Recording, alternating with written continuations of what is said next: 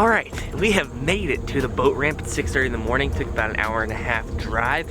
We're at a lake I have never fished before. I know nothing about it.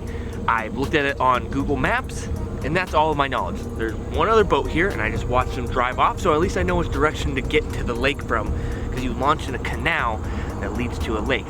So, I'm really excited. We're gonna try to throw some big swim baits, hopefully catch some big giant bass, maybe some buzz baits, top waters, anything to catch big fish, but I really wanna try to catch one on a big swim bait on the Cal Cutter. All right, I'm very excited. I appreciate you guys. I wanna thank everyone who's been supporting on Patreon. If you don't know, I got rid of all my sponsors and we're only doing Patreon now. And if you wanna help keep the channel sponsor free, you can support on Patreon, get early access to all the videos. But if you don't wanna do it, you'll still get the videos just a little bit later.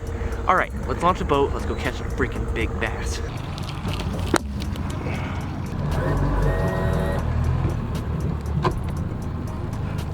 Beautiful morning. Met some nice gentlemen at the ramp. We're gonna go see if we can whack them.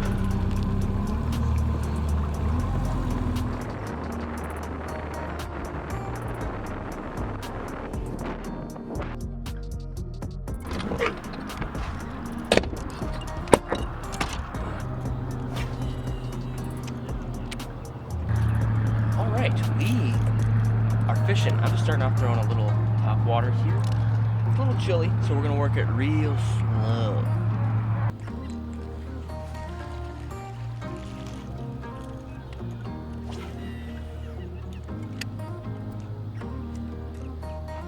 There's a fish right there.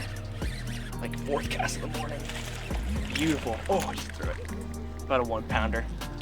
Ate the top water, just sipped it, man. Just sipped it. That's a really good sign.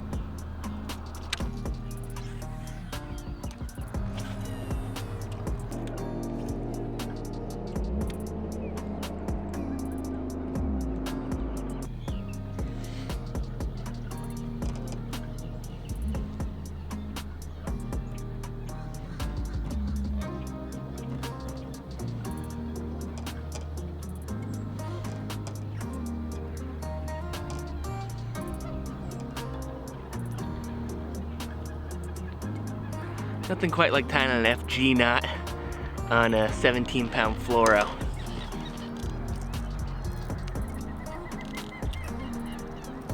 This or some type of jerk bait will probably stay on this 13 fishing and this old 18 setup probably the whole entire day.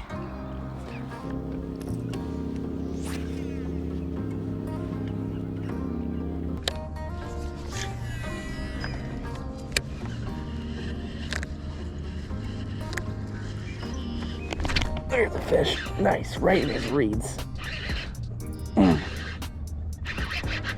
Beautiful. Not a bad bass, really fat. Whew, all right.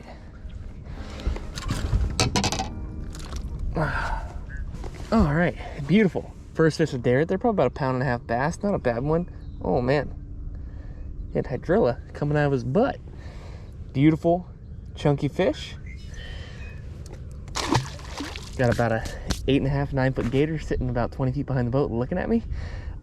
Good. We're figuring something out. Finally. It's been a slow start, but every piece of information, whether it's a missed bite or a caught fish, tells you a ton when you're trying to learn a new lake.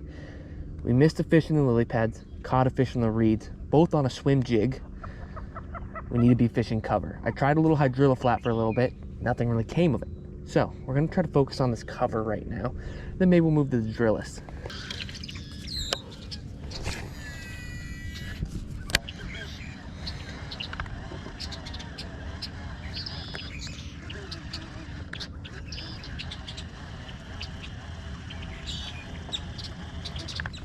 Oh, just missed a fish right there. Oh, that was a pickerel. Damn it, that would have been really cool. That was like literally like a 25-inch pickerel, a really big one. Just tried to eat me. Obviously not quite the targeted species, but that's been dope, dude. I've only ever actually caught a handful of pickerel my entire life.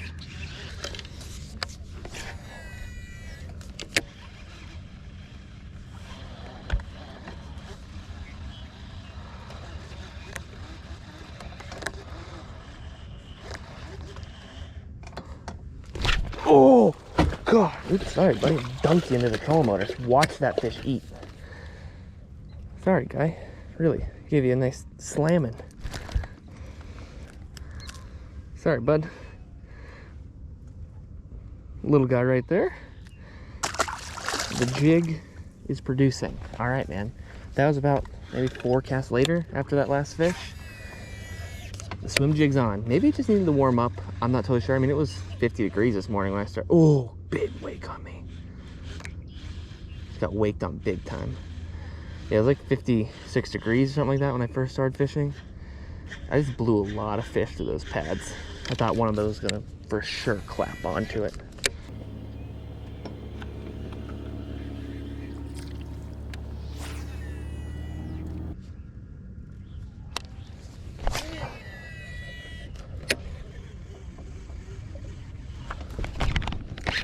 Oh, there we go.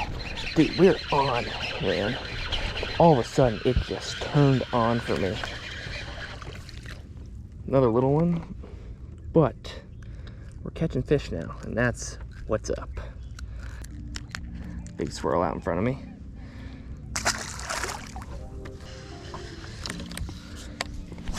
Thank you, Lord. Thank you, Lord. For a big part of the morning, I was fishing a swim jig with a full 4-inch boot tail as a trailer, pretty big profile, and I bit it in half. Caught a bunch of fish once I bit it in half, so it's a little more compact. Like the boot is almost just making its way out of the skirt, and that's kind of what a bluegill looks like, you know? It's supposed to be like these fat bodied little fish that are almost like oval shaped.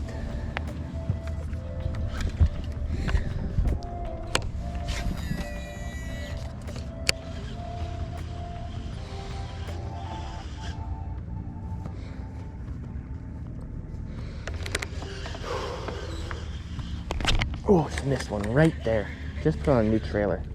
Freaking pants me.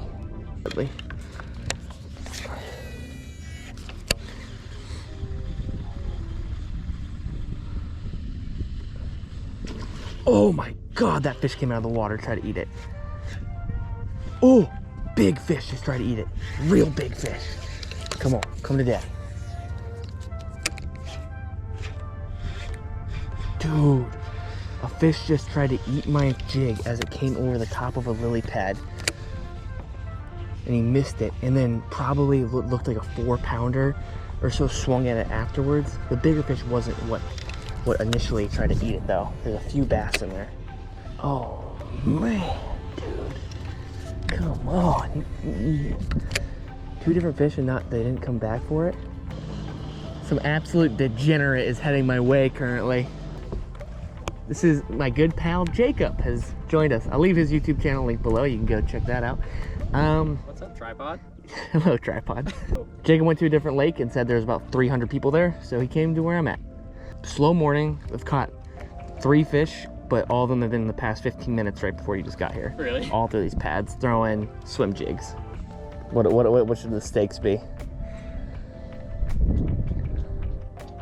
Pink slips? Pink slips? That seems like yeah, I'll play pink slips. All right, let's go. That seems like a pretty unfair trade. Yeah, pays for lunch, we'll say that. I don't even know what food there's around here, but I'm sure we can find some. Dude, some good Wawa food. All right, biggest fish wins, loser pays for lunch. It's been settled. I don't have a scale, so I'm just gonna have to eyeball it. Or if I brought an extra for you. Oh, I remembered you didn't have one. An extra scale. And I literally was like, almost didn't go bass fishing this morning because I didn't have a scale. We are now official, we have a scale. We got a little friendly competition ensuing. Jacob's here on the lake. He's got his beaver tails flats boat. I'm rocking the old crust bucket, and we're gonna see who can catch the biggest, largest, mouthiest. All right, swim jiggins.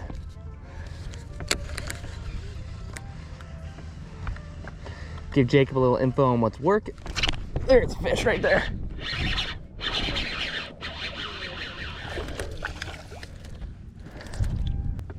Little largemouth right there. Dude, we have dialed it in. I'm hoping that this is more of like a, yeah, we're gonna catch a few small ones here and there, but we're gonna find a big one. I mean, I had probably about a 3.5, 4-pounder try to eat the swim jig, but I like visibly saw him. So I feel pretty good. Gosh, swim jig fishing is fun, man. I just love catching bass, throwing moving baits if I can.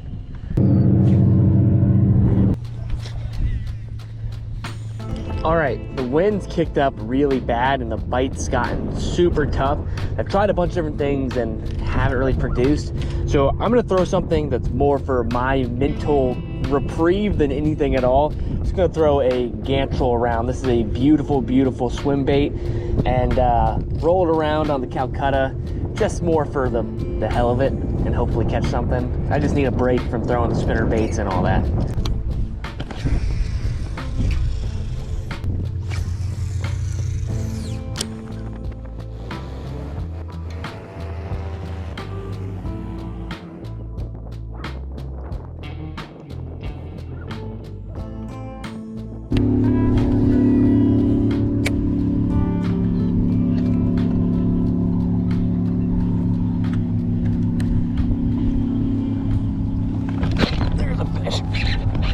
Oh, can't tell if it's a good one or not.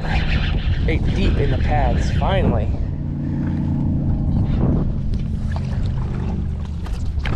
That's a better one.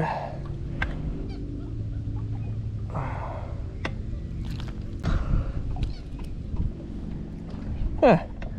1 pounder, but it's about the first fish we've caught in the past, 2 or 3 hours, probably 2 hours, so very welcome. It's funny, man, I let my brain get the better of me, and the conditions changed. It got really windy, it's gotten a little overcast, and so I was like telling myself, all right, well, I gotta change up what I'm doing. I need to throw spinner baits and chatter baits. I tried drifting a hydrilla field and throwing lipless crankbaits, and I finally was like, all right, I'm just gonna go back to what I was doing before, and I've been doing it for about 8 minutes now. Just caught another bass. Sometimes you gotta use some willpower and constraint. Actually, I don't think it's a problem most people have. When most people are catching fish, they just keep doing what they're doing. I like to experiment too much, and sometimes it screws me out, man. But we're back. We're back in it.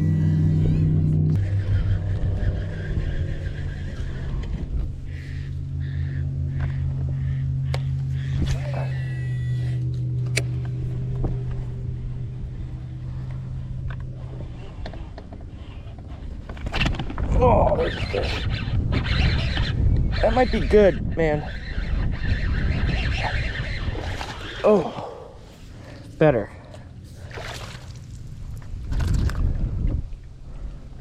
Beautiful. Interesting. He was off that edge right there, man.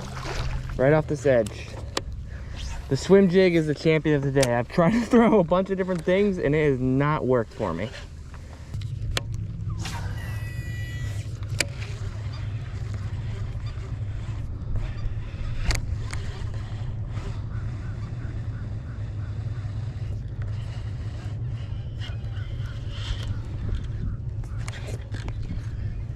Hooked someone else's fishing line. How's there this much line in the water?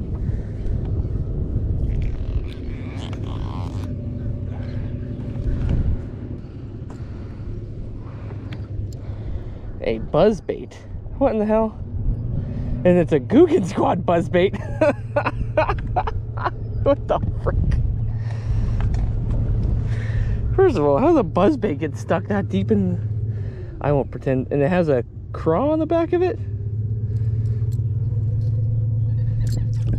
I guess that works as a little boot, like a frog-esque trailer. Saving a bird's life right there. It's so easy for cormorants and hingas and coots and any type of water bird to get snagged in this type of crap. That's a fresh buzzbait too. That's only been down there maybe today, yesterday. I bet that got put there this weekend. That's hilarious. Look at all that freaking line. That's insane. You see how easy it is for a bird to get freaking caught in this? I'm a grown man. I've just got this wrapped around my wrist. I have to cut myself out of it.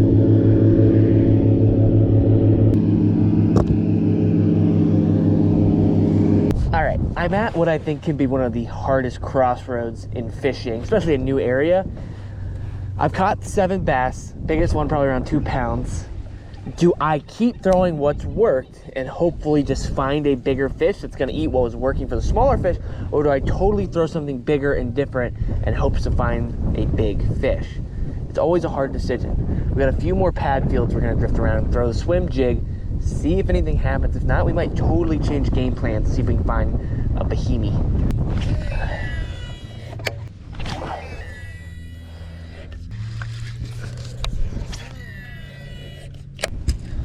All right, I think it's time we swing for the fences. It's about 1:30. We've caught 7 bass today, nothing over 2 pounds. Probably gonna fish another hour and a half.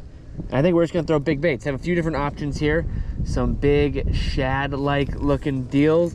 This is a nice gantrel, a bluegill style bait, kind of in a warmouth pattern. Then I also have a Mike Bucca bull shad right there. Really, really nice shad bait. So I think we're gonna try to throw this big giant shiner-esque shad thing and see how it fares, and we're gonna swing for the fences, man. Sometimes that's all you can do is throw something big and hope something big bites it in return. I rolled big swim baits around the lily pads and the grass heads for about an hour and a half, just hoping a big fish would shoot out and eat the big bait, but it unfortunately just didn't happen. Well, I guess that'll do it.